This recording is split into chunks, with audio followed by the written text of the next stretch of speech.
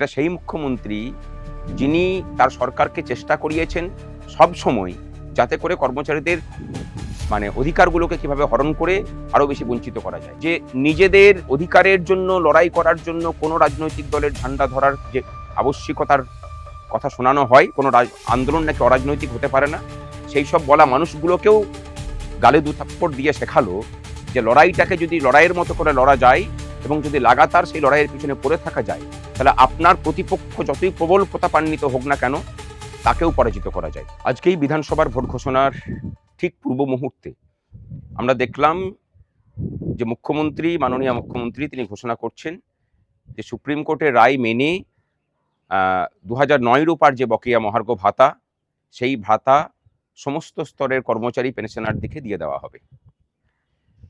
এটা কোন মুখ্যমন্ত্রী ঘোষণা করছেন? যে মুখ্যমন্ত্রী বিগত 3 বছর ধরে সংগ্রামী যৌথ মঞ্চ যে লড়াই চালিয়ে যাচ্ছে, বিগত 3 বছর ধরে একটা মুহূর্তের জন্য তাদের সাথে দেখা করে সমস্যা সমাধানের জন্য কোনো উদ্যোগ নিতে পারেননি বা সদিচ্ছা দেখাননি, নিজের অহংকারের বহিঃপ্রকাশ স্বরূপ।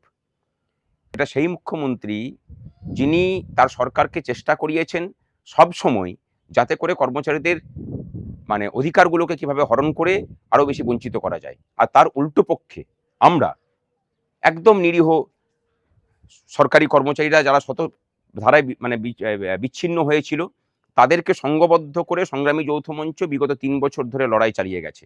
আমরা মামলায় যুক্ত হয়েছিলাম যে সেই মামলাটাকে ত্বরান্বিত করে সেটাকে লাগু করানোর জন্য। গত পরশুদিন সমস্ত কর্মচারী ঐক্যের বহিঃপ্রকাশ স্বরূপ সর্বাত্মক ধর্মঘট ডেকেছে।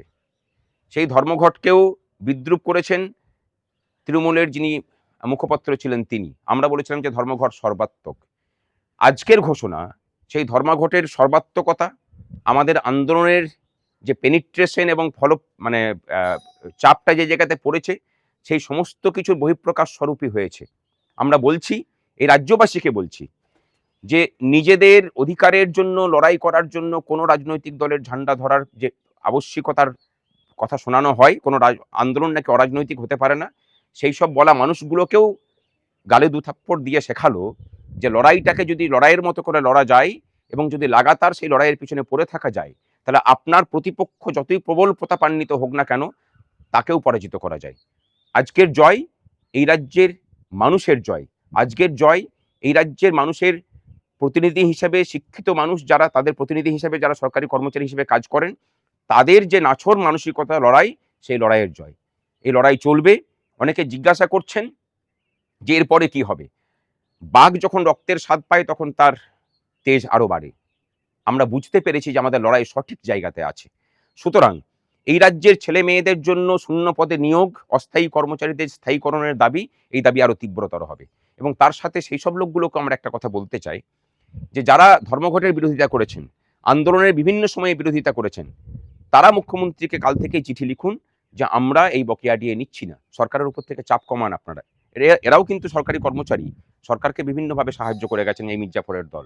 এবং সেই সব কচুরিপানা সম যারা সরকারি কর্মচারী সংগঠন আছেন, যারা গত পরশুদিনও বলেছিলেন যে ধর্মঘটকে আমরা সমর্থন করি না, সেই সব কচুরিপানাদেরও বলবো যে একটু সম্বিতে আসুন।